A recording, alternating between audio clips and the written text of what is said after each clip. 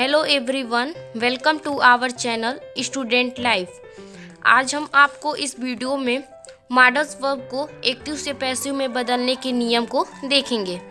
कभी कभी वाक्य में मॉडल ऑक्सिलरीज वर्ब के पहले प्रयोग होते हैं। यदि ऐसे वाक्य हों तो उनको एक्टिव से पैसिव में बनाने के क्या नियम हैं, आइए हम आज उसे इस वीडियो के जरिए देखते हैं। मॉडल्स ऑक्सिलरीज में shall, will, can, could, may, might, should, would, must, ought इत्यादि शब्द आते हैं। यदि ये शब्द अगर वाक्य में प्रयोग हों तो उनको एक्टिव से पैसिव में बदलने के क्या नियम हैं, आइए हम जानते हैं। तो इसके लिए हम सारे नियम सामान्य नियम के अनुसार ही लेकर चलेंगे। बस हमें मॉडल ऑक्सिलरीज के बाद बी का प्रयोग करना है। तो आइए नियम देखते हैं। तो इस नियम के अनुसार सबसे पहले हम ऑब्जेक्ट लिखेंगे, फिर मॉडल ऑक्सिलरीज,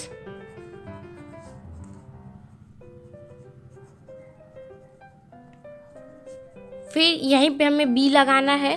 उसके बाद वर्ब की थर्ड फॉर्म,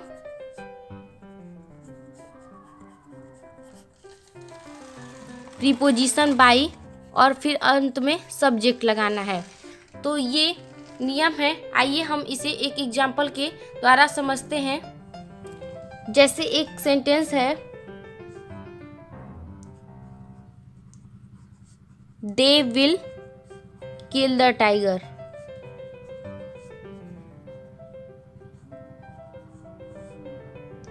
ये एक सेंटेंस है जिसमें मॉडल ऑक्सिलरीज का प्रयोग हुआ है वर्ब के पहले, विल। अब हम इसे नियम के द्वारा, जो मैंने ऊपर बताया उसके द्वारा, इसे एक्टिव से पैसिव में बदलते हैं। सबसे पहले हम ऑब्जेक्ट को सब्जेक्ट बनाएंगे, जिसमें ऑब्जेक्ट द टाइगर, इसे सब्जेक्ट बना ले तो द टाइगर।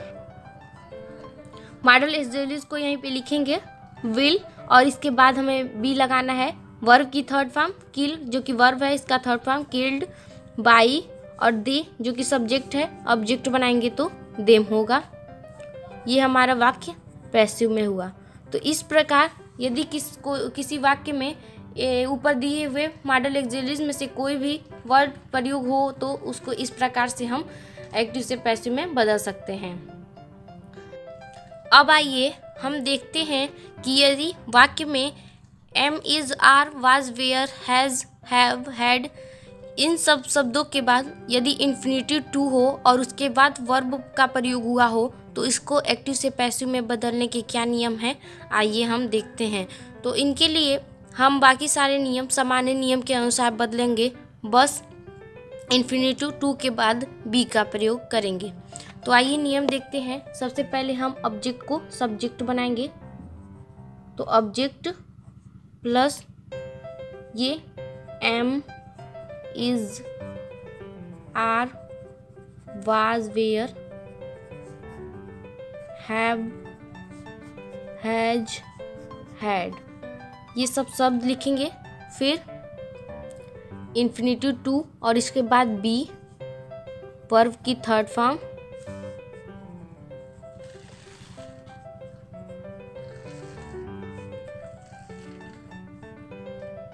प्रीपोजिशन बाई, और फिर सब्जेक्ट लगाएंगे। अब आइए हम इसे एक एग्जाम्पल के द्वारा समझते हैं। जैसे एक सेंटेंस है, I am to do it.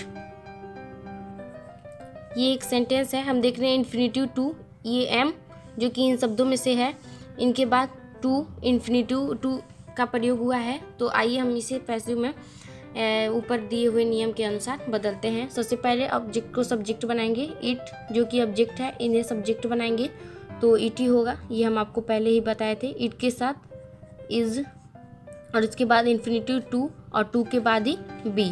फिर वर्ब की थर्ड फॉर्म डू जो कि वर्ब है, इसकी third form done, preposition by, और आई जो कि सब्जेक्ट है, ऑब्जेक्ट बनाएंगे मी होगा। ये वाक्य पैसिव में हुआ। तो इस प्रकार हम यदि किसी वाक्य में इन्फिनिटिव टू का वर्ब के पहले प्रयोग हो तो इस तरह हम उसे एक्टिव से पैसिव में बदल सकते हैं। अब आइए हम देखते हैं कि यदि किसी वाक्य में वर्ब के दो ऑब्जेक्ट हों तो उन्हें एक्टिव से पैसिव में बनाने के क्या नियम हैं। कभी कभी एक्टिव वॉइस में एक्टिव वर्ब के दो ऑब्जेक्ट भी हो जाते हैं। जैसे एक वाक्य हमने लिखा हुआ है I gave him a book.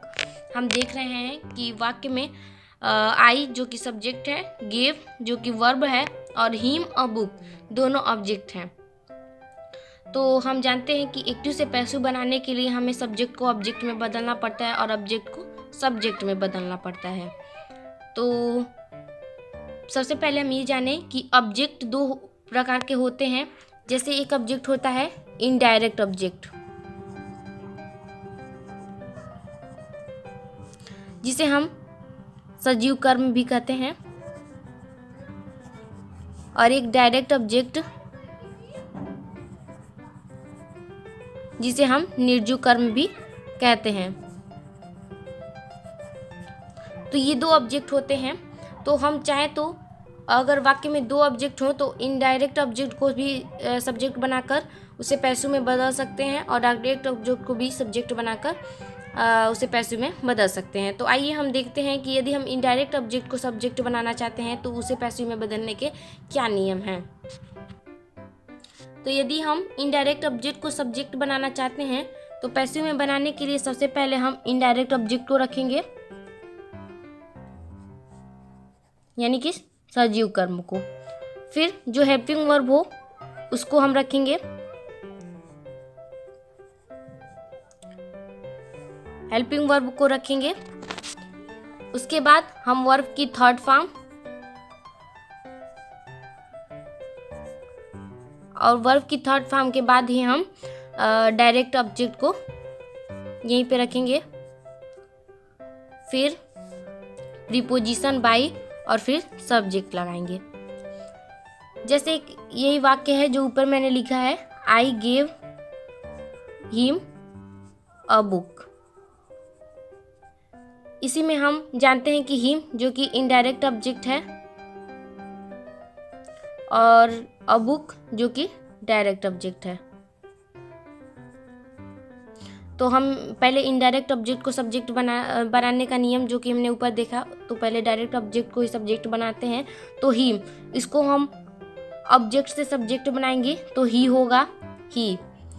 फिर ये वो पास्ट इंडेफिनिट टेंस में है और जब हम ये पास्ट इंडेफिनिट टेंस को एक्टिव से पैसिव में बदलते हैं तो हम हेल्पिंग वर्ब वाज या वेयर का प्रयोग करते हैं। ही है, इसके साथ वाज आएगा, वाज। वर्ब की थर्ड फॉर्म गिवन, और इसके बाद हमें डायरेक्ट ऑब्जेक्ट लगाना है। तो डायरेक्ट ऑब्जेक्ट जो कि अ बुक है इसको हम लिख देंगे बुक, प्रीपोजिशन बाई और आई जो कि सब्जेक्ट है, ऑब्जेक्ट बनाएंगे, मी होगा। ये वाक्य हमारा पैसिव वॉइस में हुआ। अब आइए हम देखते हैं कि जब हम डायरेक्ट ऑब्जेक्ट को सब्जेक्ट बनाते हैं तो उसके लिए क्या नियम हैं। तो यदि हम डायरेक्ट ऑब्जेक्ट को सब्जेक्ट बनाना चाहते हैं तो इसके लिए सबसे पहले हम डायरेक्ट ऑब्जेक्ट को लिखेंगे। फिर हेल्पिंग वर्ब जो हमें लगाना है वो टेंस के अनुसार, जिस टेंस में हो उसके अनुसार। फिर वर्ब की थर्ड फॉर्म और उसके बाद इनडायरेक्ट ऑब्जेक्ट लगाने से पहले हम उसके भाव के अनुसार टू या फार का प्रयोग करेंगे, plus indirect object, preposition by और अंत में सब्जेक्ट लगाना है। जैसे यही वाक्य है जो मैंने ऊपर लिखा, I gave him a book. इसमें ही हम डायरेक्ट ऑब्जेक्ट को सब्जेक्ट बनाकर इसे पैसिव में बदलते हैं। तो अ बुक जो डायरेक्ट ऑब्जेक्ट है इसे सबसे पहले लिखेंगे अ बुक, और इसके बाद ये जो कि पास्ट इंडेफिनिट में है इसके लिए हम वाज या वेयर, तो वाज लगाएंगे, वाज। गिव का थर्ड फॉर्म गिवन। अब वाक्य के उच्चारण के हिसाब से जैसे ये वाक्य का अर्थ होगा कि मैंने उसे एक कलम दिया, तो उसको एक कलम दिया, को का भाव निकल रहा है तो को के उच्चारण के लिए हम टू का प्रयोग करेंगे और के लिए फार का प्रयोग करेंगे। को का उच्चारण निकल रहा है तो टू, और हिम को यहाँ पे क्योंकि ऑब्जेक्ट के रूप में हम प्रयोग कर रहे हैं तो हिम होगा, प्रीपोजिशन बाय, और आई को सब्जेक्ट से ऑब्जेक्ट बनाएंगे तो मी। तो ये हमारा वाक्य पैसिव में हुआ।